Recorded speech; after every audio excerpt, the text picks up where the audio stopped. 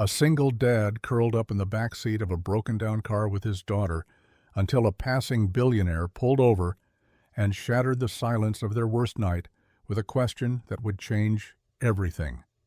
Do you need a place to stay? Before we dive in, hit that subscribe button and drop a comment. Where in the world are you watching from? The cold crept in before the darkness did. It always did. Daniel Carter tugged his worn jacket tighter around his shoulders and looked over at Ivy, already curled up beneath the pile of old blankets in the back seat. Her breath fogged the window in soft puffs, and her tiny hands peeked out from the sleeves of a coat 2 sizes too big. She'd fallen asleep mid-sentence again, talking about the dog she'd have someday, maybe a golden retriever with a blue bandana. Outside, the parking lot was empty except for their car and a blinking street lamp that flickered like it couldn't decide whether to stay alive. Daniel shut the glove compartment gently, careful not to wake her, and leaned back in the driver's seat. He didn't even bother turning the key anymore. The battery had died 2 nights ago. Heat was a memory. So was pride. The silence was heavy tonight, pressing down like a second winter. He stared at the ceiling, then at the dashboard, at the old photo of Ivy and her mother clipped beside the air freshener that hadn't smelled like anything in years. They hadn't meant to stay in the car this long. It was just supposed to be a stopgap. A few nights between losing the apartment and finding something better. But better hadn't come. Work was drying up. Hours were shorter. The engine shop where he freelanced was cutting costs. And every motel either cost too much or looked like trouble. Ivy stirred behind him. "Daddy?" He turned instantly. "Yeah, baby?" "I'm not cold," she mumbled, eyes still shut. "Just pretend I'm in a sleeping bag, like camping." His throat tightened. "That's right, just like camping." "Do you think Mama would like camping?" she asked, her voice trailing into the kind of half-sleep that melts into dreams. Daniel reached back and smoothed her hair gently. "Yeah," he whispered. "I think she'd love it." A gust of wind rattled the frame. He pulled his jacket tighter and lay still. Just one more night, he told himself. Just hold on. Something's got to give. He didn't know that on the other side of town, headlights were already cutting through the snow, heading their way. The gas station lights buzzed overhead, casting a pale yellow glow across the nearly empty lot. Daniel parked their car under the farthest lamppost, where no one would look too closely at a man eating dinner in a sedan. The engine had been off for hours to save fuel, and the cold was creeping in again, but Ivy didn't complain. She never did. Not when she had a reason to make something out of nothing. He peeled open the plastic wrap from the vending machine's sandwich like it was a prize, trying not to show how little it was. 1 soggy turkey and cheese on white bread. No mayo, no mustard, just processed comfort with the corners already going stale. He split it in half and handed the bigger piece to Ivy, who took it with both hands like it was something sacred. "Thanks, Daddy," she said, grinning. "This is perfect." Daniel watched her closely, the way she swung her legs, cradled her sandwich in a napkin, and looked out the windshield as if they were parked by a lake instead of a cracked sidewalk. "It's our picnic, right?" she asked, chewing with enthusiasm. "Yep, first-class dining," he said, trying to smile. She tapped the console between them. "We could pretend this is our table, and that's our view." Outside, the only view was a flickering sign advertising hot coffee and lotto tickets. Daniel nodded anyway. Best view in town. They ate in silence for a moment, the kind of silence that comes when both people are pretending for the other's sake. Ivy swung her feet and hummed under her breath, a tune he couldn't quite place but recognized from her bedtime rituals. When she finished her half, she looked at his untouched portion. "You gonna eat that?" He waved it off. "Not hungry tonight." She stared at him for a beat, then nodded and wrapped the rest in a napkin. "Then I'll save it for breakfast." Daniel looked away, jaw tight. He didn't cry. He never cried in front of her. Instead, he reached for the glove compartment and pulled out a flashlight. "Want to tell spooky stories before bed?" Ivy beamed. "Only if you make the voices funny." He clicked the light on. Another meal survived. Another night coming. Somehow they still had laughter. The windows had fogged over again, a soft blur of breath and cold clinging to the glass. Outside the world was dark and still. Inside the car, the only sounds were the creak of the upholstery as Ivy shifted and the distant hum of a highway too far to matter. She sat cross-legged in the back seat, bundled in her coat, her cheeks pink from the chill. Daniel watched her in the rearview mirror as she leaned forward and pressed her small finger to the fogged-up glass. Carefully, deliberately, she began to draw. A square, a triangle roof, a tiny rectangle for the door. Two stick figures, one tall, one short, stood beside the house, their arms reaching toward each other like magnets. She added a tail to the side. A dog, floppy and smiling. Above them, a giant circle with lines beaming out in every direction. The sun. Always the sun. Daniel turned in his seat, his breath catching. "What are you drawing, Peanut?" "Our house," she said, not looking away. "The one we'll live in someday, after we find it." He swallowed hard. "Yeah, looks pretty nice." "It has yellow walls inside," she said, tracing her finger back over the sun to make it shine brighter. "And a backyard big enough for a trampoline. And a garden with strawberries." He smiled faintly. "What about a garage for your old man to work in?" "Of course," she said seriously. "And a mailbox with our names on it. All three of us." Daniel hesitated. "Three?" She nodded. "Me, you, and the dog. I haven't named him yet, but he has floppy ears." The window fogged again as she spoke, softening her drawing. She leaned closer and redrew the door before it vanished. Daniel didn't have the heart to tell her that some dreams took more than hope, that he didn't know how to get from this freezing parking lot to a sun-drenched backyard. Instead, he said, "We'll find it, Ivy." She leaned back with a tired smile. "I know. That's why I draw it, so it doesn't forget we're looking." The fog thickened. The picture began to fade. But the sun, even if only drawn by a child's finger, refused to disappear. The night had gone quiet again, the kind of quiet that pressed in from all sides. The wind had settled, and the street lamp above their parked car buzzed in tired pulses. Daniel had just adjusted Ivy's blanket, tucking it tighter around her shoulders, when a soft rumble approached from the road. He looked up, eyes narrowing. A black SUV, sleek, spotless, and clearly out of place in this forgotten part of town, slowed as it neared them. Its headlights cut through the mist, illuminating their worn sedan with uncomfortable clarity. Daniel instinctively shifted upright in his seat, his body tense, hand on the door handle. The SUV idled beside them for a moment before the passenger window eased down with a quiet whir. A woman sat behind the wheel, mid-30s, maybe a bit older. Sharp features softened by tired eyes. Her coat was tailored, her hair pulled back neatly.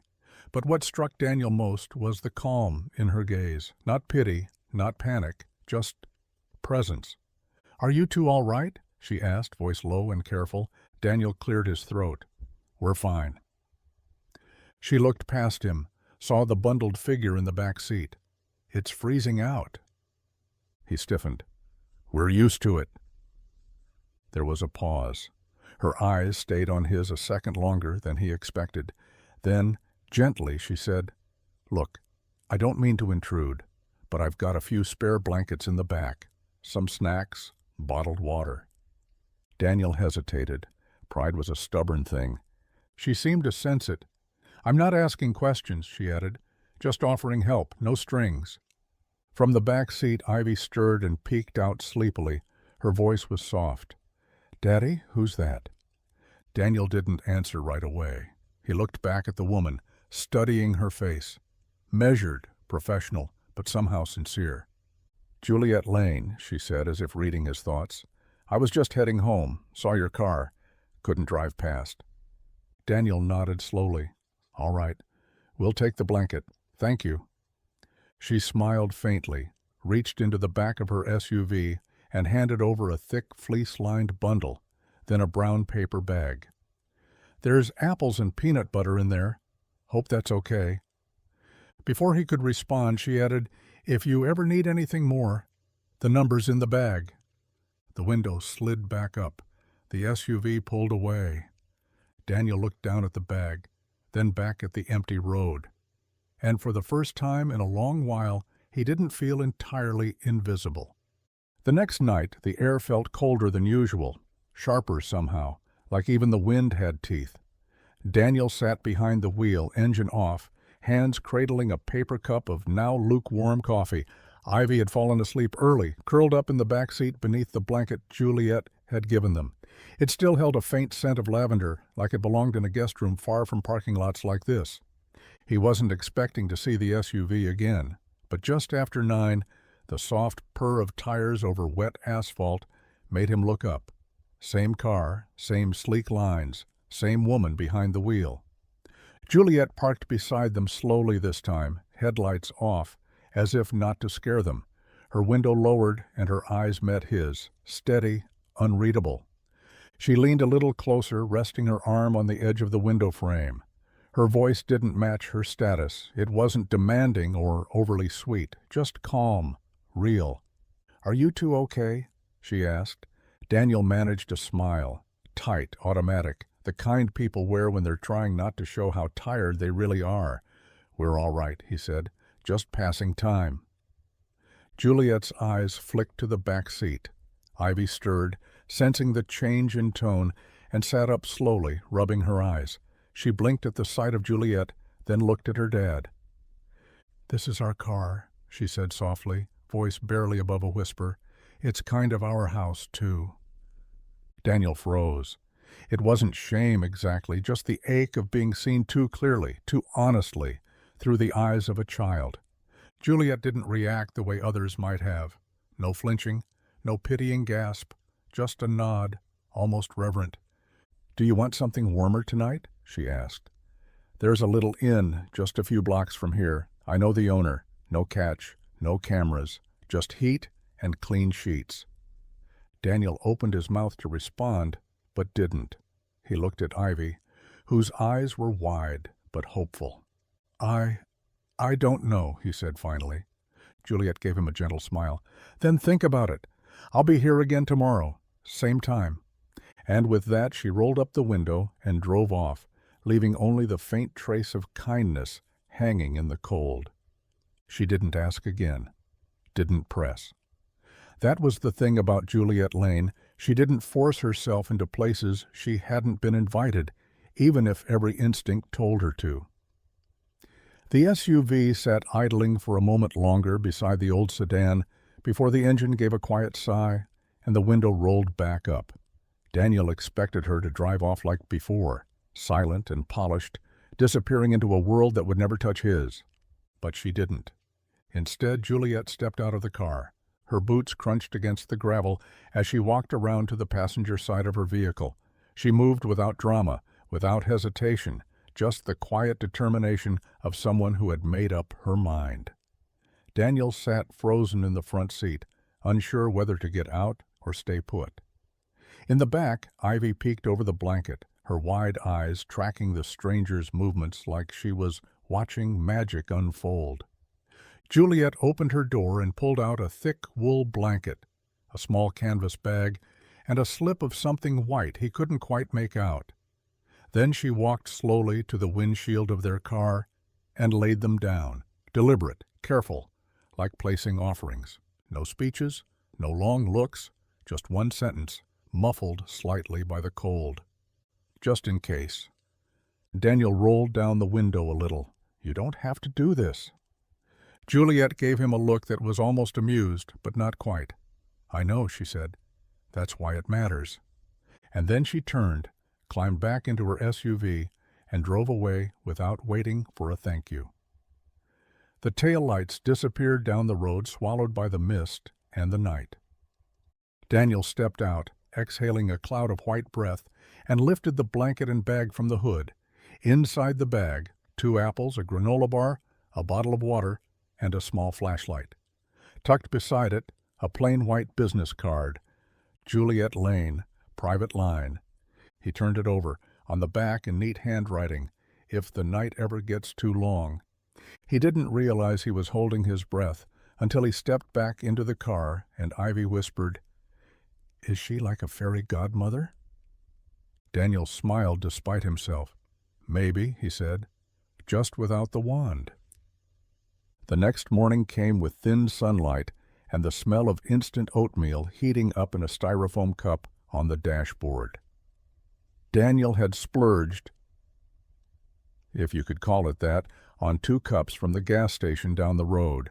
Ivy sat cross-legged in the passenger seat, blowing on the steam and pretending it was hot cocoa. He watched her, heart heavy and full all at once, trying to convince himself they were making it work. He didn't notice when she slipped his phone from the center console. It wasn't sneaky, really, just quiet, careful.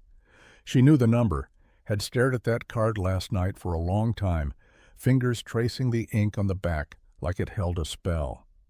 If the night ever gets too long, Ivy thought it had, she crawled into the back seat with the phone, curling behind the pile of blankets and whispering like she was telling a secret to the sky. The dial tone buzzed in her ear, then it clicked to voicemail. "Hi," she said softly, holding the phone close. "This is Ivy. I'm 8. A pause, then a breath. "My daddy's trying really hard, like really hard. He fixes cars and he makes me laugh even when we're out of peanut butter, but sometimes he looks really tired and doesn't think I see it. But I do." She glanced toward the front seat, making sure he hadn't heard, still clear. "I know you're probably super busy and important, but you were really nice. So I just thought maybe you could help him. Not because he asked, he never would, but I think maybe he needs it." Silence, just her breathing. "He's a really good daddy."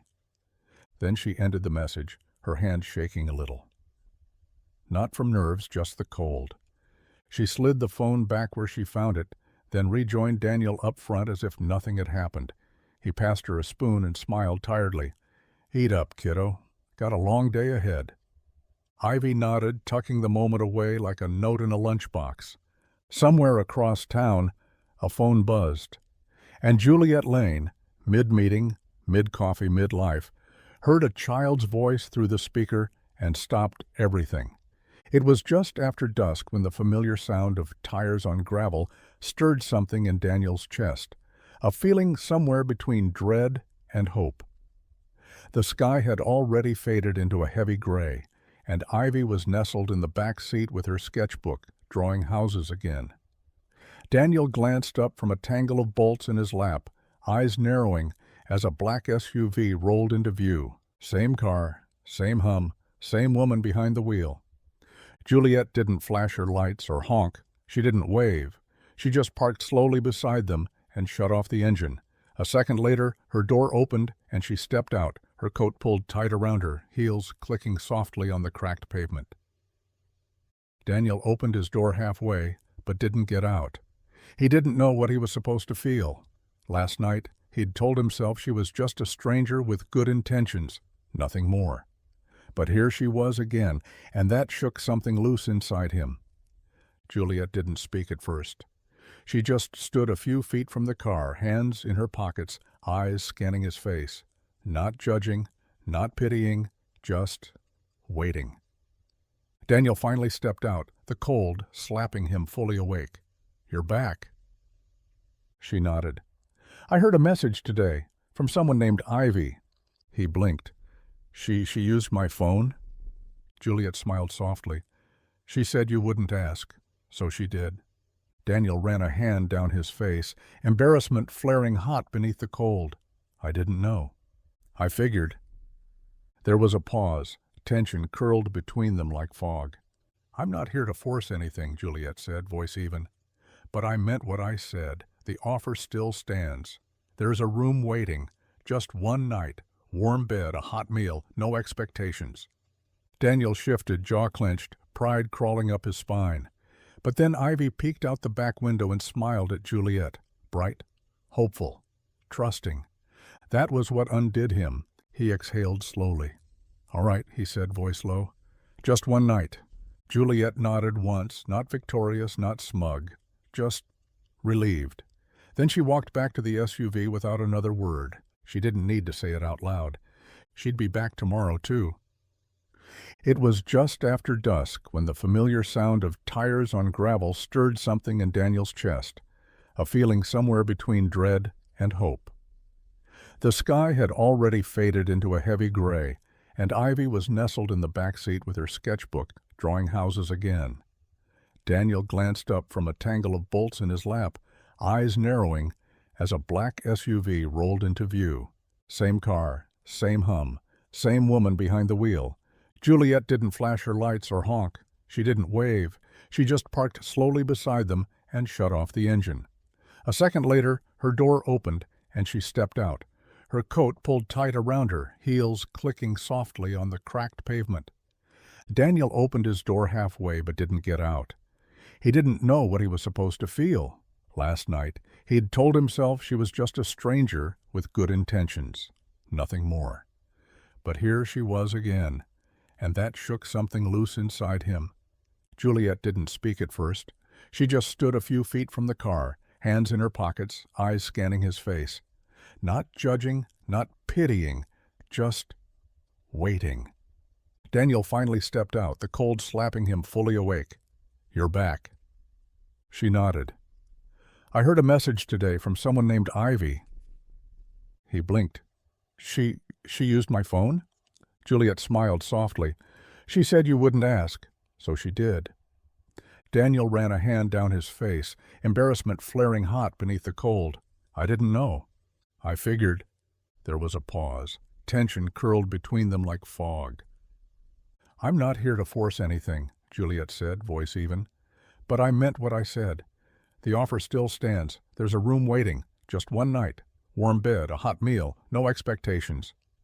Daniel shifted, jaw clenched, pride crawling up his spine.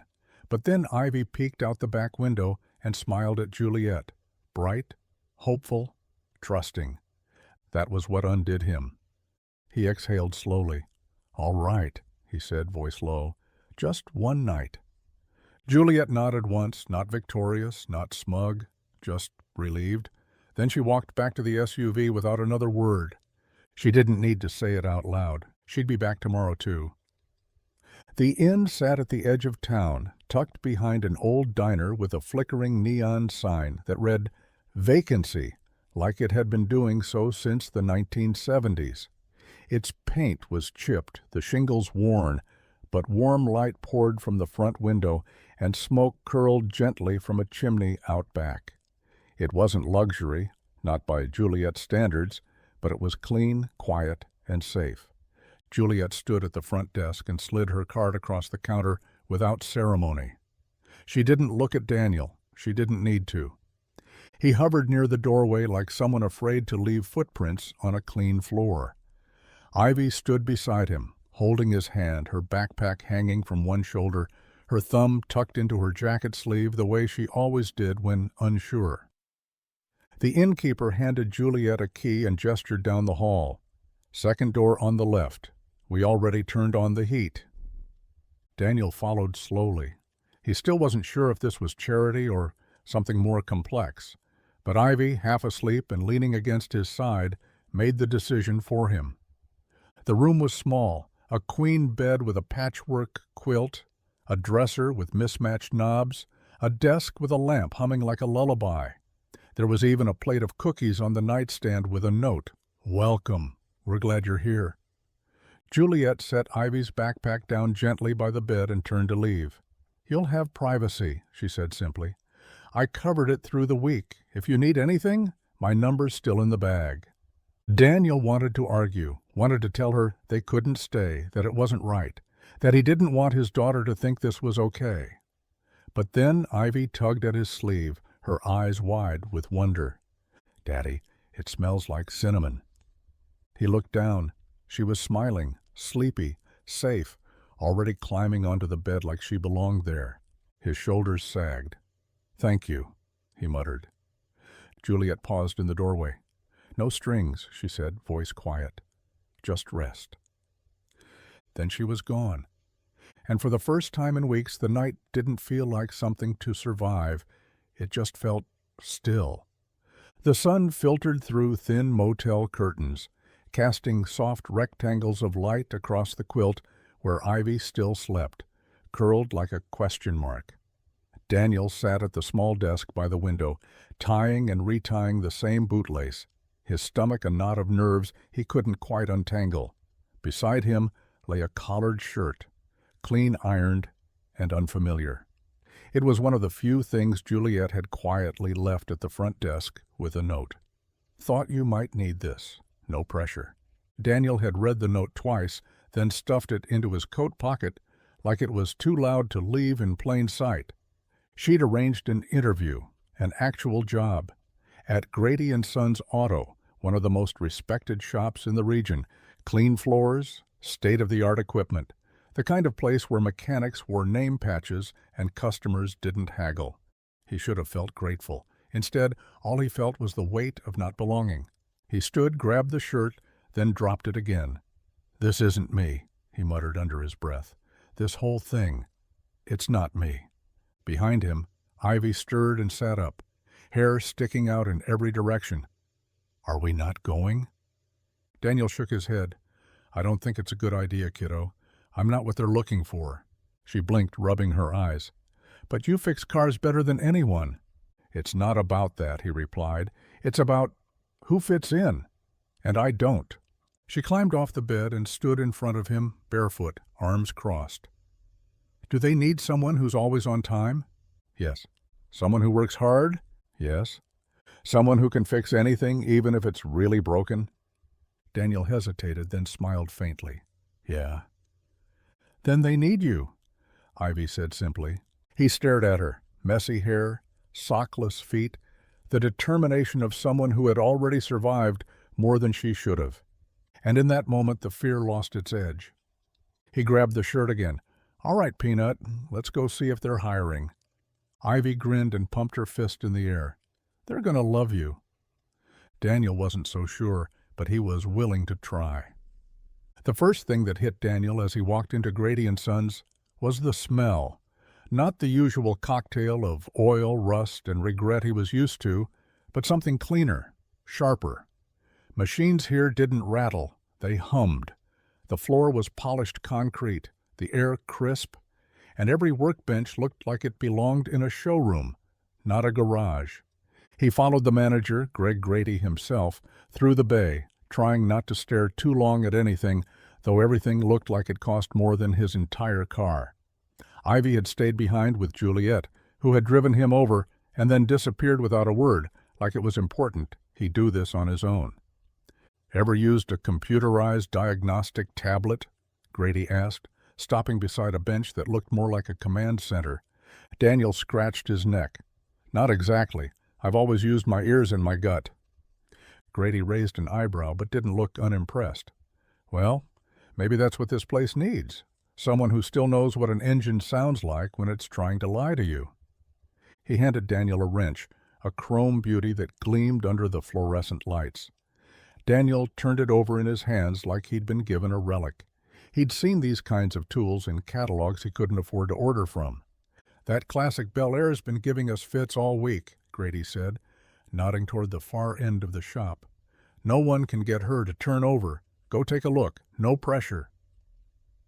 Daniel walked over, tools in hand, and opened the hood.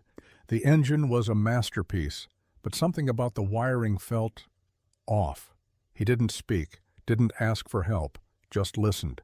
He tapped the ignition system once, twice, then reached into the wiring harness and adjusted a connector that had been installed backward.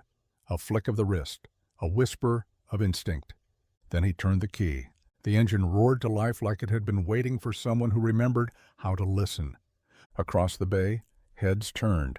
Grady stared for a moment, then smiled. "Looks like we've got ourselves a mechanic." Daniel exhaled, finally allowing himself to breathe. He hadn't just fixed a car. He'd found the piece of himself he'd almost left behind. The room smelled like cinnamon again. Maybe from the cookies left by the innkeeper, or maybe just the way warmth always smelled after too many cold nights.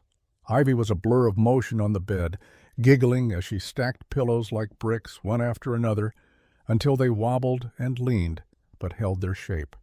Daniel sat at the desk, cleaning his hands with a rag still stained from work. His shoulders had dropped for the first time in weeks. There was a quiet in the air that wasn't made of tension. It was made of peace. "I'm building a magic hideaway," Ivy announced, peeking out from under the quilt she had thrown over 2 chairs. "It's invisible to grown-ups, unless you believe in it." Daniel smiled without looking up. "Do I believe in it?" "You're a dad. Dads get honorary passes." "And Juliet?" he asked with a slight grin. Ivy peeked toward the door. Juliet was standing there, shoulder leaned against the frame, watching with soft eyes and that same unreadable expression she always wore, like everything hurt a little, even the good things. "She can come in," Ivy said, "but only if she promises not to use any big words." Juliet stepped into the room slowly, her heels softer on the carpet than they had any right to be. "No big words, I promise." She sat down near the edge of the bed, careful not to disturb the balance of the pillow fortress. Ivy crawled back inside and popped her head out like a gopher. "There's a library in here, and a dragon, but he's nice. He just guards the cookies." Juliet laughed, quiet, the kind that doesn't come easy. "Sounds like the safest place in the world."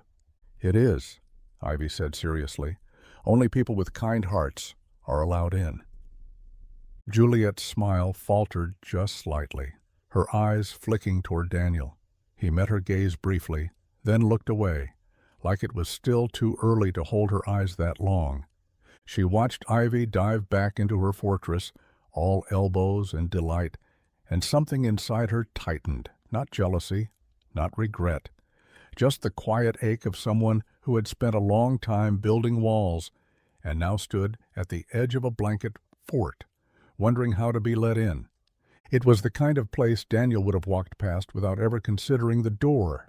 Brick exterior, wrought iron sign swinging in the breeze, windows so clean you could see the chandelier reflections from across the street.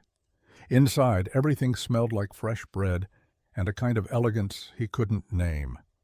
Juliet held the door open like it was nothing, like this cafe wasn't wrapped in the kind of wealth that had always made Daniel feel smaller. He stepped in slowly, glancing down at his flannel shirt and work boots, suddenly more aware of every scuff and fray. Ivy, on the other hand, lit up the moment she saw the hostess stand made of polished wood and the fireplace crackling in the corner. "It's like a storybook," she whispered. Juliet smiled and led them to a corner table by the window. Cloth napkins were folded like little swans on the plates. Ivy giggled and tried to pet hers. Daniel, meanwhile, shifted uncomfortably in his seat, eyes skimming the menu with prices that made his chest tighten. Juliet seemed to notice. "Order whatever you want," she said gently. "Really?" Daniel set the menu down. "A sandwich is fine." "You sure?" "I'm not picky," he replied, though he hadn't even looked past the appetizers. The waiter arrived. Juliet ordered a salad she barely touched. Daniel settled on the cheapest thing he could find.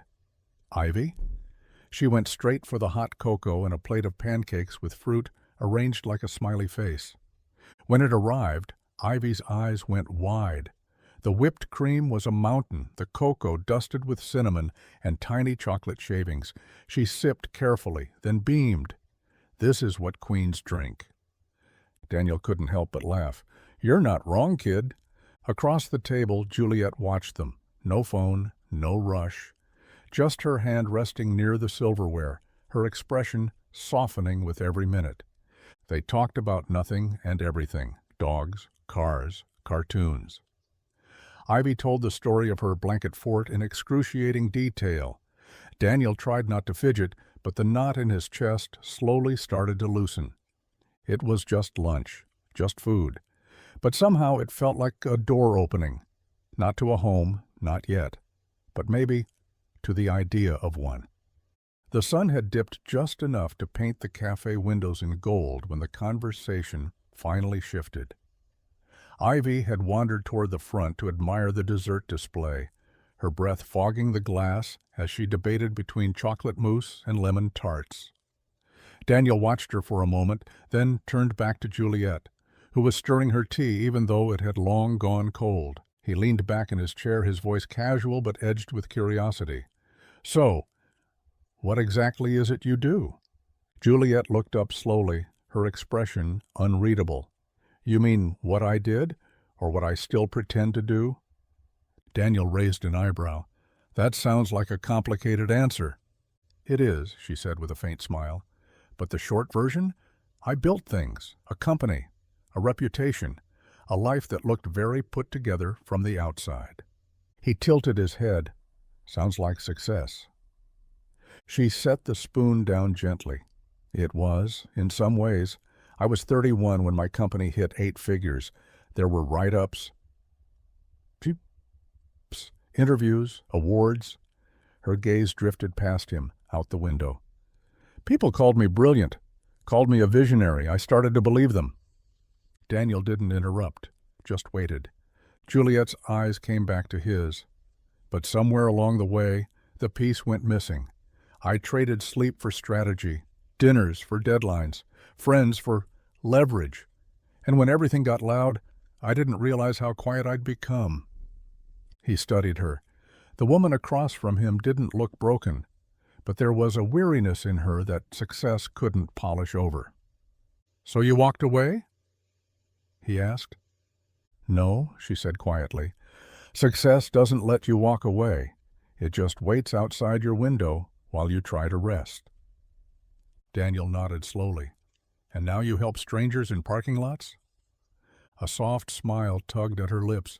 Maybe I'm just trying to remember how to be a person again. At the dessert counter, Ivy pointed at the lemon tart with both hands, victorious. Daniel glanced back at Juliet. You're doing all right, he said, being a person. Her smile held, this time with something warmer behind it. Maybe so. The wind had picked up by the time they left the cafe, slicing down the street in sharp gusts that tugged at scarves and nipped at bare cheeks. Ivy pressed close to Daniel's side, arms tucked into her jacket, which was beginning to lose its battle against the deepening cold. She didn't complain, never did, but her shiver didn't go unnoticed. Juliet paused outside a small boutique on the corner. The windows were filled with coats on wooden mannequins, tiny hats with fuzzy pom-poms, and boots lined with Sherpa. It was the kind of place Daniel wouldn't have even glanced at twice. Too polished, too expensive, too far from his world. But Juliet stepped inside like it was nothing, and with a single look over her shoulder, Ivy followed. Daniel hesitated on the threshold, hand hovering over the door handle, until Ivy peeked out from behind a coat rack and grinned. "Daddy, come on. It's warm in here."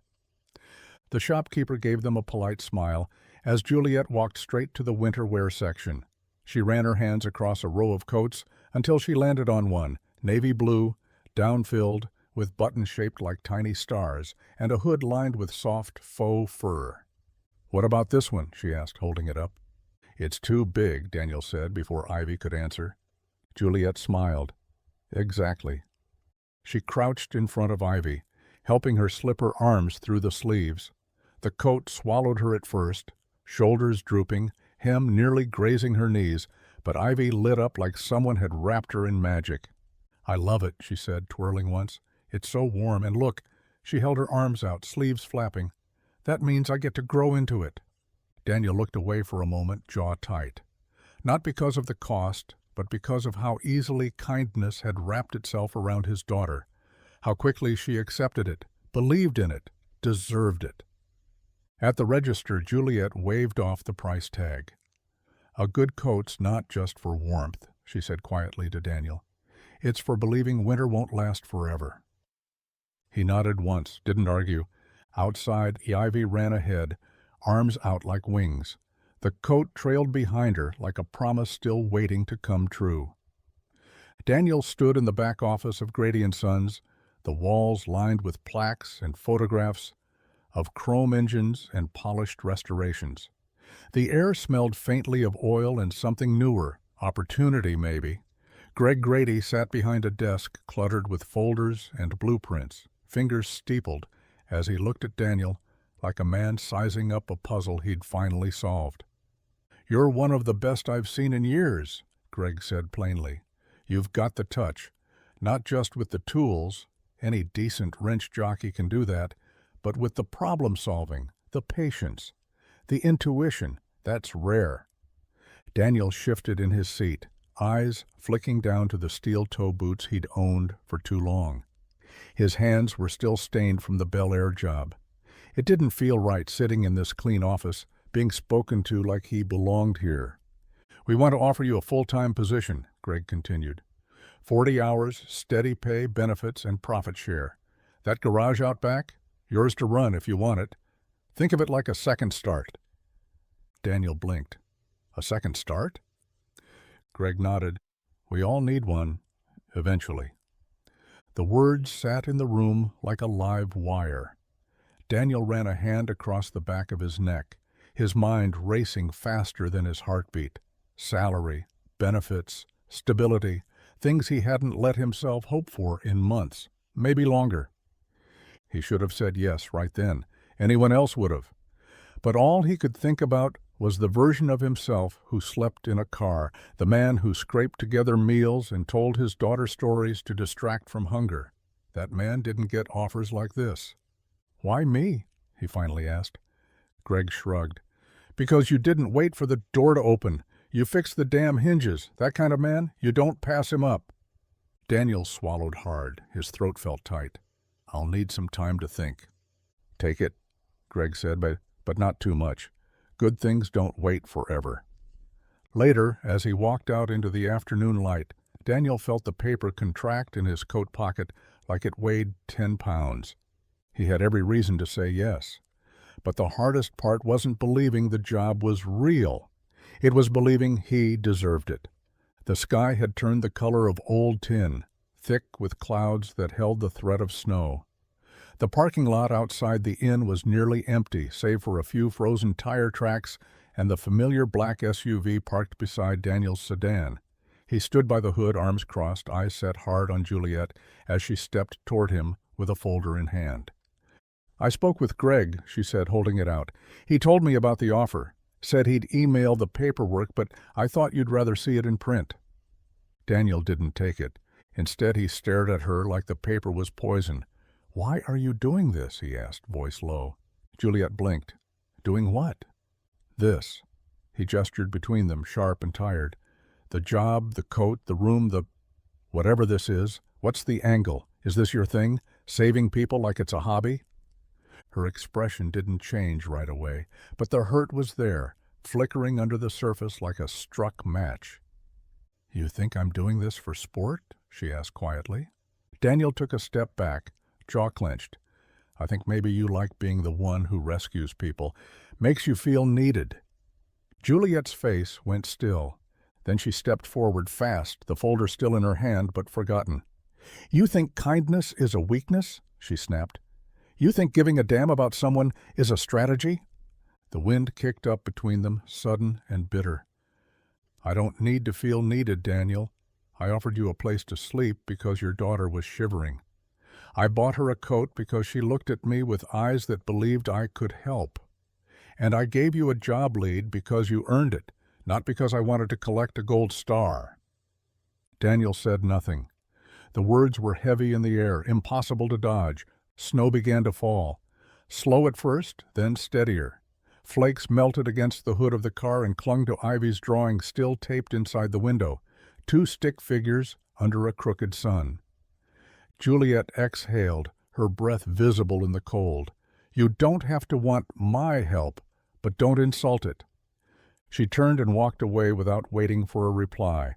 Daniel stood alone as the snow gathered around his boots, not sure if he was more ashamed of the question or how badly he'd needed her answer. It started some time before dawn, just a shift in Ivy's breathing, too fast, too shallow. Daniel stirred in the motel room single bed, half asleep, reaching out instinctively to pull the blanket back over her, but her skin was damp, hot. He sat up fast, heart thudding. Her forehead burned beneath his palm, her cheeks flushed red against the pale sheets. Ivy whimpered softly, eyelids fluttering. "Daddy, I'm cold," she whispered, though sweat clung to her brow. Panic rose like a wave. Daniel fumbled for his phone, hands trembling as he searched for nearby clinics. One was open early, urgent care, 3 miles away. He wrapped Ivy in her coat, still too big for her, and carried her to the car, whispering, "It's okay, baby. I got you. You're gonna be fine. You're gonna be okay." The drive was a blur of red lights and wrong turns. Ivy didn't open her eyes. By the time they arrived, the nurse at the front desk could see the fear all over him. "We'll take her in right away," she said gently. Daniel sat in the corner of the exam room while they checked her vitals, his fingers locked together so tightly his knuckles turned white. Then, just as the nurse stepped out, he heard the familiar crunch of boots in the hallway. Juliet appeared in the doorway, holding a thermos in one hand, a box of tissues in the other. Her coat was half-buttoned, hair still damp from the shower, as if she'd gotten the call and dropped everything.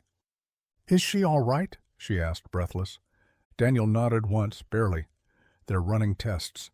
Said it might be flu." Juliet crossed the room in 2 steps and set the thermos on the table. "Tea for you," she said softly. "And the tissues are for both of you. You're both allowed to fall apart a little." He didn't say anything, just stared at the floor, ashamed of how badly he needed someone to show up. She sat beside him without asking, and when the doctor came in minutes later to say Ivy's fever had already started to drop, Daniel closed his eyes for the first time in hours. Not to sleep, just to breathe. The clinic room had quieted, its hum of machines and murmured footsteps fading into something gentler. The worst was over, or at least retreating, fever breaking, color returning to Ivy's cheeks, her highest breathing steady now, like waves lapping at a familiar shore. She lay curled beneath a soft hospital blanket, one hand tucked under her cheek, the other wrapped loosely around the edge of Juliet's sleeve.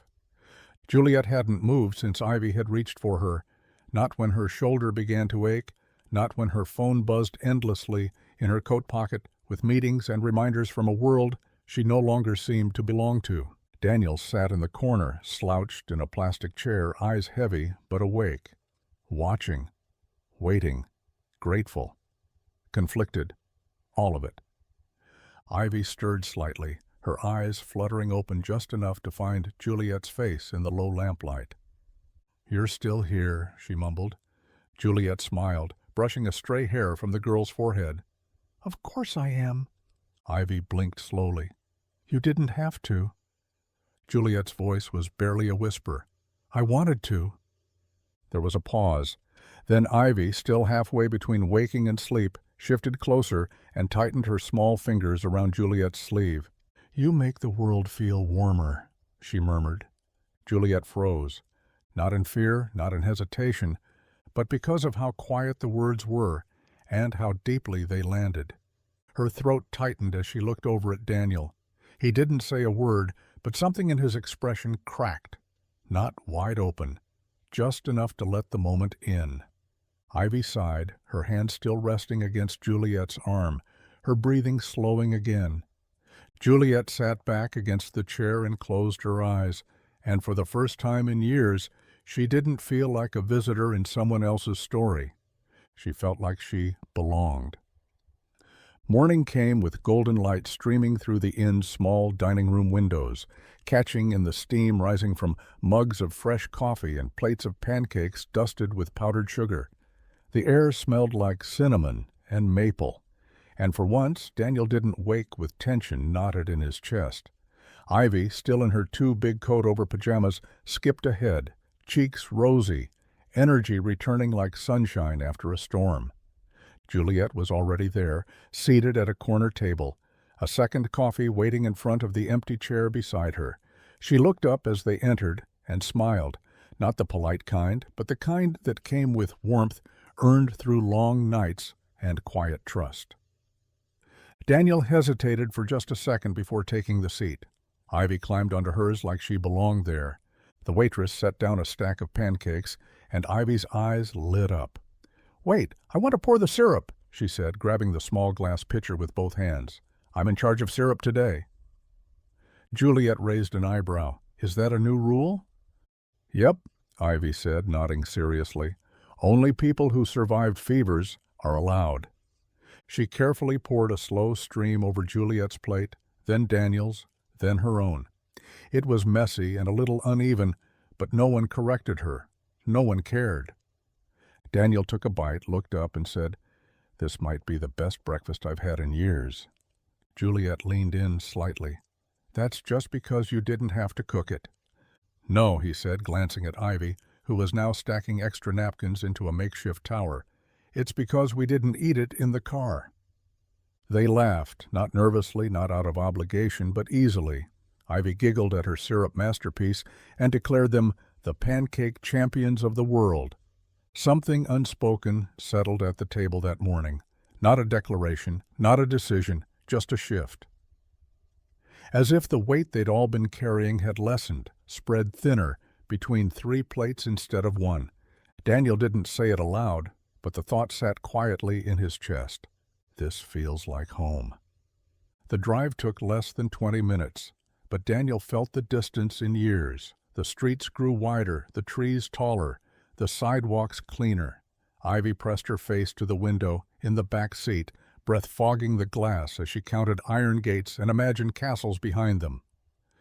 When they pulled up to Juliet's house, no, her estate, Daniel sat back in his seat and just stared.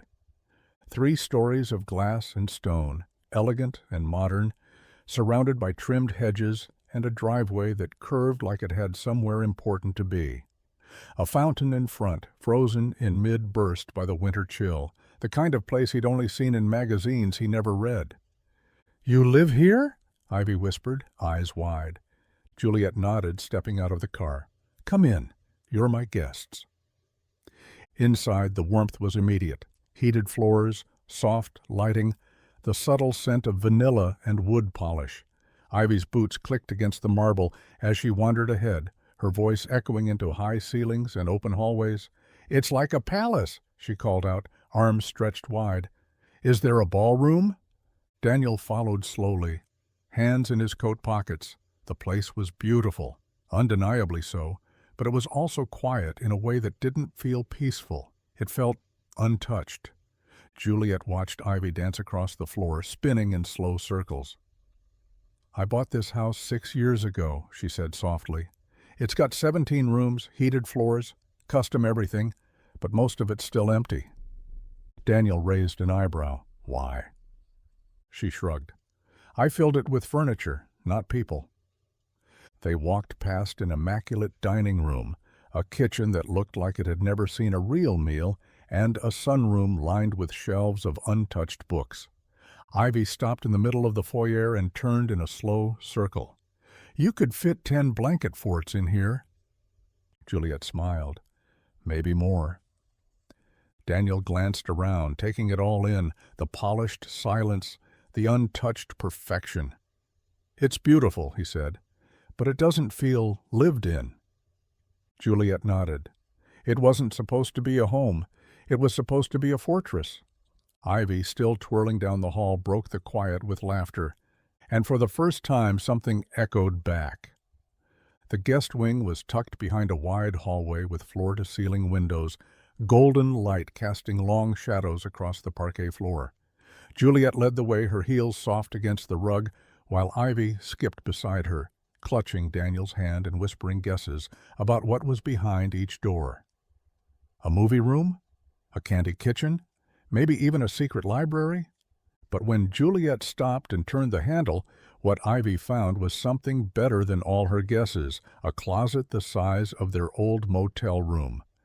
The lights flicked on automatically, revealing racks of clothes in every color, dresses with sequins, coats with fur-lined collars, scarves, gloves, and polished shoes lined up like toy soldiers. The air smelled like cedar and lavender. Ivy's jaw dropped. Juliet stepped aside and gestured with a sweep of her hand. "Go ahead. Pick whatever you want." Daniel blinked. "Wait, this is all for guests?" Juliet nodded. "Most of it's never been worn, just things I collected. For someday. But someday never showed up." Ivy walked in slowly, fingertips brushing the fabrics like she was touching clouds. Her eyes danced from satin to wool to sparkles. Then she spotted it, on the top shelf, slightly tilted, an oversized, glittering hat covered in faux gems and silver sequins. Ridiculous, loud, perfect. She pulled it down and set it on her head. It slid too far and drooped over her eyes. She pushed it back, grinning up at them. "I choose this one." Juliet laughed. "That's your pick?" "I want to look like magic," Ivy declared. "Just for today." Daniel leaned against the doorframe, arms crossed but smiling. "You always look like magic, Peanut." Juliet looked at them both, her smile lingering but distant. "When I was little, I used to play dress-up in my mom's closet. It was the only time I felt like the world could change just by pretending hard enough." Ivy nodded solemnly. "It does." Juliet's smile cracked into something gentler, something that almost looked like healing. And as Ivy twirled in the middle of the closet, the hat slipping to one side, the empty racks and untouched shelves, didn't feel so lonely anymore. They felt claimed. The wind howled like it had teeth that night, rattling against the windows of Juliet's mansion with a fury even the thick glass couldn't fully mute. The warmth that usually filled the house began to fade, room by room, until the silence was accompanied by the distinct chill of something not working as it should. Juliet noticed it first near midnight, the cold seeping up through the floors, her breath visible when she crossed the hallway barefoot. She checked the thermostat twice, then again, as if disbelief could reverse the digits. Nothing changed. By the time she knocked on Daniel's guest room door, he was already sitting on the edge of the bed, pulling on his boots. "You felt it too?" she asked. He nodded. "Something's up with the heating system. The blower's not kicking on." Juliet crossed her arms, rubbing them for warmth. "I'll call someone first thing in the morning." Daniel was already walking past her. "No need. I've got it." She followed him down to the basement, past the wine cellar and the gleaming walls of storage cabinets. The utility room was spotless, of course, more machine lab than boiler room. But when he popped the panel off the main furnace, the problem was clear: a cracked ignition sensor and a filter so clogged it looked like it hadn't been touched in years. Juliet stood behind him, unsure what to say. "You really don't have to—" she started. Daniel didn't look up. "I know." He spent the next 3 hours down there, sleeves rolled, hands blackened, moving through the space like a man who had fixed more with less. Juliet brought him coffee at 2 a.m. and didn't say anything when he drank it without looking at her. She just sat nearby and watched him do what he did best: solve the unsolvable like it was routine. By 4 a.m., the warm air had returned, the floors thawed, the silence settled again, not cold this time, but full. Daniel wiped his hands and stood slowly. "Should hold for a while," he said. Juliet offered a quiet smile. "Thank you." He nodded. Didn't bill her, didn't boast. Just walked back up the stairs and disappeared into the early morning like nothing had happened. But Juliet stood there a little longer, fingers hovering near the furnace, wondering how something so broken had started working again without asking for anything in return. It was a slow, quiet morning, the kind where sunlight poured through the kitchen windows and made the world feel softer than it was.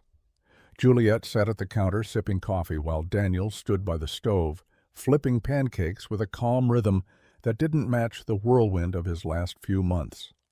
The house, so long echoing with silence, now held the sound of footsteps, clinking plates, and the occasional burst of laughter that came only from a child who'd forgotten how to be afraid. Ivy was in the corner of the breakfast nook, hunched over a piece of paper with her tongue sticking out the side of her mouth in full concentration. She'd asked for crayons before breakfast, and Juliet had given them to her without question, sliding the box across the counter like handing over treasure. For a while she didn't say anything, just drew furiously and with purpose. When she finally stood up and marched over to the table, she held the paper like it was a flag. "I made a new one," she announced. Juliet set her mug down. "Can we see?" Ivy nodded and held it up. This time the house had more detail than before. brick lines, a chimney puffing smoke, a porch swing, and inside the house, visible through a cutaway in the roof, 3 figures. One tall with messy hair, one with long dark lines for a ponytail, and one small figure with wild curls and a big smile. A dog stood in the front yard, tail mid-wag. A tree bent toward the house like it was leaning in.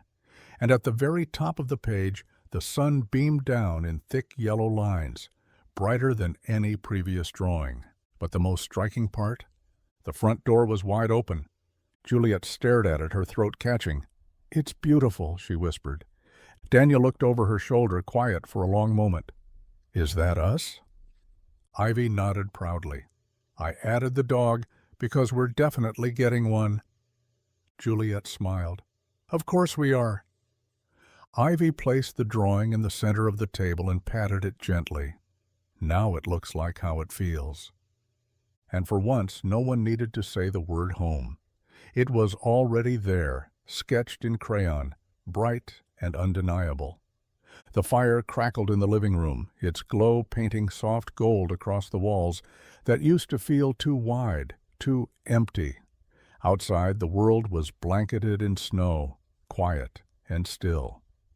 Daniel sat on the edge of the sofa, nursing a cup of black coffee, watching Ivy in the next room as she carefully taped her newest drawing to the fridge, this one with a fireplace, a Christmas tree, and a couch that looked suspiciously like Juliet's, only with extra pillows and a giant dog sprawled across it.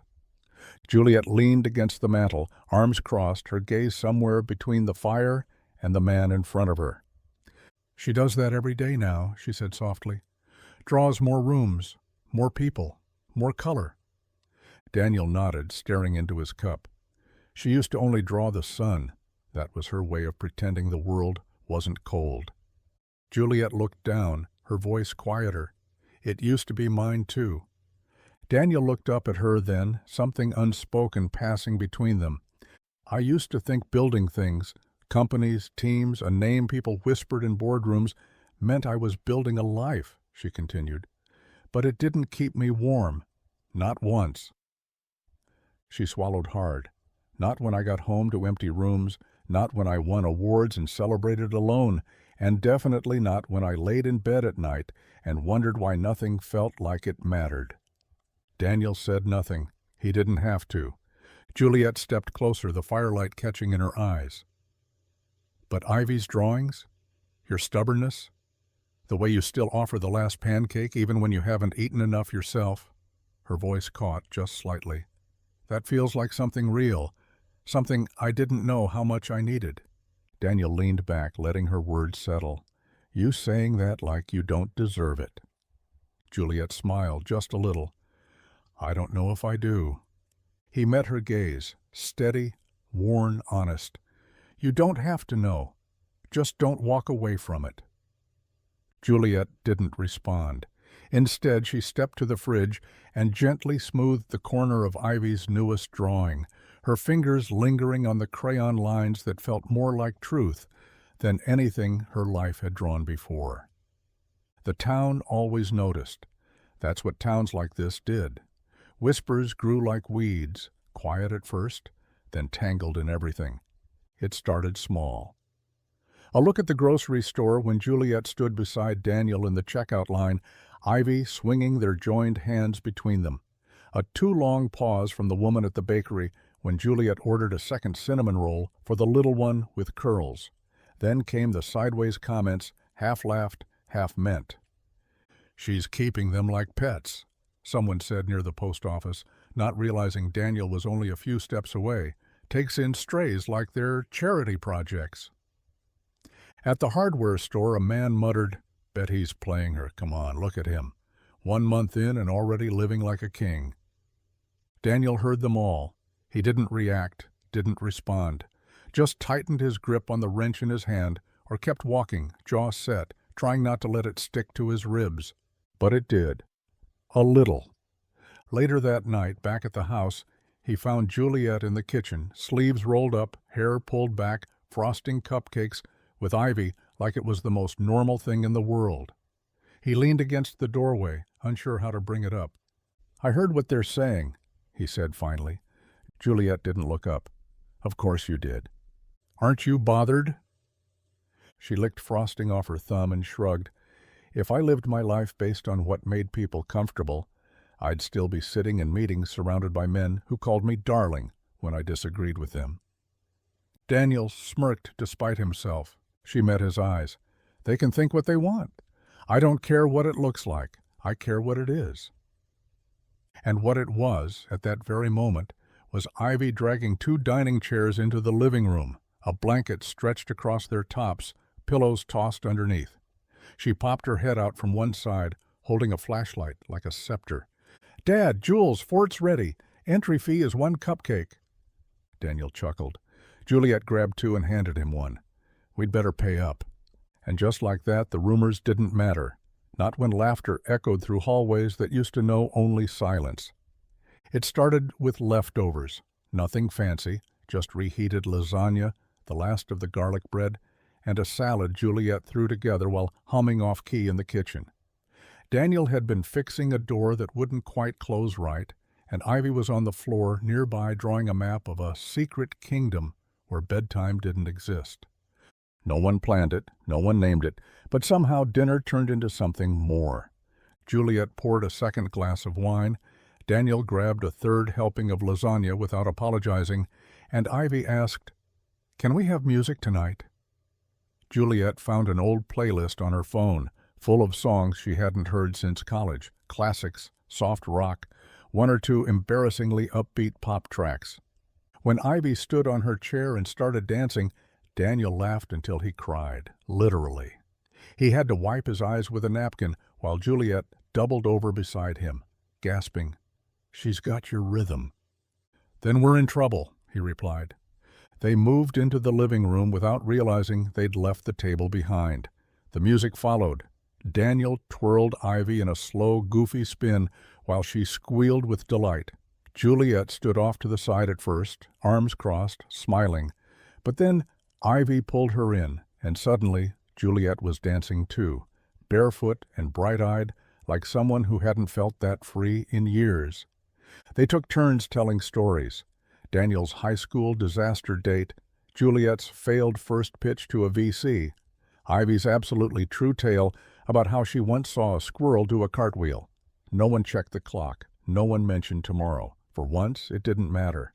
The house was full in a way that had nothing to do with walls or windows. It was full of laughter, of warmth, of something that felt like roots starting to take hold.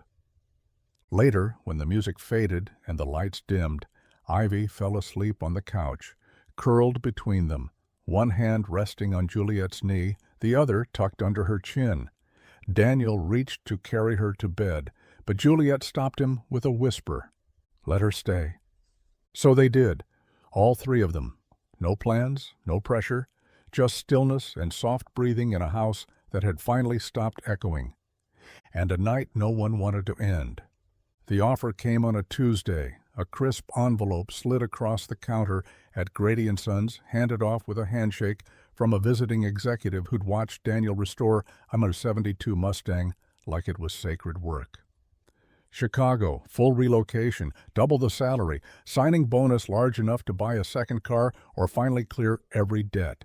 Daniel held the letter in his hand long after the man had gone, eyes fixed on the black ink and gold logo like it might rewrite itself. Ivy was at school. Juliet was at the house, probably organizing the pantry again, or reading Ivy's newest crayon blue chapter book about Blanket Fort pirates. He didn't tell anyone right away. That night, he sat on the back porch while Ivy watered a plant she named Mrs. Leafy, humming as she poured from a plastic pitcher with stickers on the side. Juliet stepped outside with 2 mugs, one for each of them, her sweater sleeves pushed up, hair tied back the way she did when she was thinking too much. "You've been quiet today," she said, passing him a mug. Daniel turned the envelope over in his hands again. "I got a job offer," he said. "In Chicago. Big one. Real deal." Juliet's face didn't change much, but something in her shoulders shifted. "Are you considering it?" He watched Ivy arrange tiny stones around the flower pot like a garden border. "Used to be," he said slowly, "a chance like this would have felt like winning the lottery. And now?" Daniel looked down at the steam curling from his coffee, then over at the window where Ivy's latest drawing, 3 people, 1 dog, open door, was still taped like a flag above the sink. "Now," he said, "I don't want to leave a place where my daughter already found her future." Juliet didn't say anything at first. She just reached over and rested her hand over his, still holding the letter. And Daniel, for the first time in years, didn't feel like a man waiting for life to begin. He felt like he'd already arrived. Juliet waited until Ivy was at school and Daniel was elbow deep in a classic Thunderbird at the shop. The house, for once, was still. No humming of cartoon theme songs, no pancake batter trails across the counter. Just her, a vision, and a room that had waited too long to matter. She started with the walls, soft blue, like the sky on a summer morning. She'd found the exact shade on a paint chip Ivy had picked up weeks ago at the hardware store, declaring it sky but braver. Next came shelves low enough for little hands, filled with adventure books, notebooks, colored pencils, and the plush dragon Ivy had once called her guard dog. Juliet hung glow-in-the-dark stars on the ceiling and strung fairy lights around the window frame. She set a small telescope by the windowsill, second-hand, but polished, and laid a constellation map across the desk. In one corner sat a beanbag chair, already well-loved, and in the other a small reading tent with velvet curtains, the kind of thing you'd only find in a catalog meant for childhood dreams. And then there was the door. Juliet had the plaque made in secret, carved in smooth wood with gold lettering.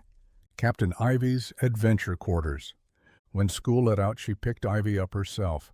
No hint of what was waiting, just a smile, a warm hand, and a quiet, "There's something I want to show you." Ivy bounded up the stairs ahead of her, Daniel trailing behind with a confused grin, and then she saw the sign. She froze. Is that for me?" she whispered, wide-eyed. Juliet nodded. "It's yours, all of it." Ivy stepped inside slowly, eyes scanning the ceiling, the shelves, the books with her name written on the inside covers. Then she turned, blinking fast. "This means I don't have to sleep in the car again, right?" Juliet knelt beside her, voice thick. "Not ever." Ivy hugged her so hard it knocked the telescope over. "And Daniel?" He stood at the doorway, silent, watching a room become a promise, and a child become something even bigger than safe. She became home. The morning was quiet in the way only a real home can be. Muffled footsteps on warm floors, the soft clink of dishes in the sink, and the hum of a life that had finally stopped running. Daniel padded into the kitchen, rubbing sleep from his eyes, hair still tousled from the night. Ivy was curled on the couch in her oversized robe, a book cracked open on her lap, her legs draped over a pillow like royalty. The smell of coffee drifted in from the counter, stronger than usual. But it wasn't the scent that made him stop. It was the note, taped to the fridge in loopy handwriting, written on a bright yellow sticky like it was just another reminder next to grocery lists and Ivy's to adopt dog names. Would it be okay if we called this a home, for all of us? Daniel stared at it, frozen in place. It wasn't fancy, no signature, no big declarations, just one line, one question. He didn't touch it, not yet. Instead, he poured himself coffee, slow and thoughtful, the ceramic mug warm in his hand. He walked over to the living room where Ivy looked up and smiled, her voice still raspy from sleep. "You saw the note?" He nodded. "I saw it." Juliet wasn't in the room. She'd already left for a meeting across town, the SUV gone, the hallway empty. But somehow her presence lingered like she'd never left. He sat beside Ivy and looked toward the window, where sunlight stretched across the floor like it had been waiting to land. Daniel took a long sip of coffee, heart thudding quietly in his chest. Then he stood, walked back to the kitchen, and beneath her note he pressed another one, a small square of pale blue. Yes. When Juliet returned that evening and opened the fridge, her eyes stopped on both notes. She didn't need a conversation, didn't need a moment. She just smiled, quietly, completely. Because some questions don't need answers, they just need to be believed in. The ribbon was just for show. Juliet insisted. Daniel argued it was too much, but Ivy begged for it, and in the end, her puppy-eyed look won them both over. So there it was, stretched across the entrance of the newly renovated shop at the edge of town, fluttering in the spring breeze like it had been waiting for this moment all winter. The building had once been a dusty, forgotten lot with a roof that sagged like it had given up. But now fresh paint, solar panels, and polished garage doors gleamed under the morning sun. Inside, tools were organized in perfect rows, lifts gleamed like they'd come from a catalog, and a waiting area held mismatched chairs Ivy had chosen herself, so no one feels too fancy or too small. Juliet stood beside Daniel, holding the oversized scissors. "I still think you should do the honors," she said. Daniel shook his head, smiling at the modest crowd that had gathered, neighbors, customers, even Greg from the old shop. "You funded it. You believed in it." Juliet looked at him. "You built it, and you brought people with you." Ivy nudged him. "Cut the ribbon, Dad. It's tradition." He finally did, the blade slicing through red satin with a satisfying snap. The small crowd clapped, and Ivy cheered like they'd just opened Disneyland. But the real moment came when they turned to look at the new sign above the doors. Carter and Lane Mechanics, built with grit. Powered by grace. Daniel stared at it for a long second, jaw tight, emotions tangled behind his quiet exterior. "I didn't think my name would ever be on a building." Juliet stepped closer, her voice soft. "It already was, in the way you show up, in the way you don't quit." He nodded once, clearing his throat. "I guess we're official now." From the crowd, a little boy asked if they fixed bikes too. Ivy answered before Daniel could. "Of course we do. And scooters. And dreams." Everyone laughed, but Daniel just smiled at her, at the life they'd somehow rebuilt from warmth, wreckage, and a few unexpected turns. The shop wasn't just a business. It was proof that second chances could come with your name carved in steel. The auditorium buzzed with quiet anticipation, rows of folding chairs filled with proud parents, teachers, and classmates. On stage, a banner hung with bold letters, "Young Voices, Big Stories." Ivy Carter, now 15 and taller than she ever thought she'd be, stood at the podium with her essay in hand, fingers steady, voice clear. She looked out over the crowd, saw Juliet in the front row, one hand clutching Daniel's, and smiled. Her title was simple, honest, unforgettable. "We used to live in a car, then someone saw us, and my dad never let her go." Gasps rippled through the crowd, but Ivy didn't flinch. She was done hiding. "My name is Ivy," she began, "and a few years ago my dad and I didn't have a home. We had an old car, some vending machine sandwiches, and stories he told me to make the nights warmer." She paused. The silence was thick, listening. Then one day a woman pulled over, not because we asked, not because we looked like the kind of people who got help, but because she saw us, really saw us. Juliet blinked fast. Daniel stared down at the floor, trying to stay composed, one hand gripping his knee to keep it from shaking. "She gave us more than a blanket and a warm meal. She gave us a door to walk through, and when my dad had every reason to walk away, to doubt, to shut that door, he didn't. He stayed. He built something. With her. For me. For us." Ivy glanced down at her paper, then folded it gently. "I don't remember every cold night. I don't remember every meal we skipped, but I remember what happened after. I remember a coat that was too big and a closet full of dreams.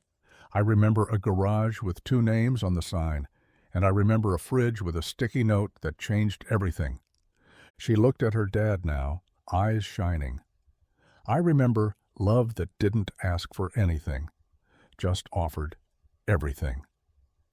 The room erupted into applause, but Ivy barely heard it. She stepped down from the stage and walked straight to her family. No cameras, no spotlight, just arms wrapped around her and a future that had never stopped growing since the day someone decided not to drive past. She didn't win because her story was sad. She won because it had turned into something beautiful.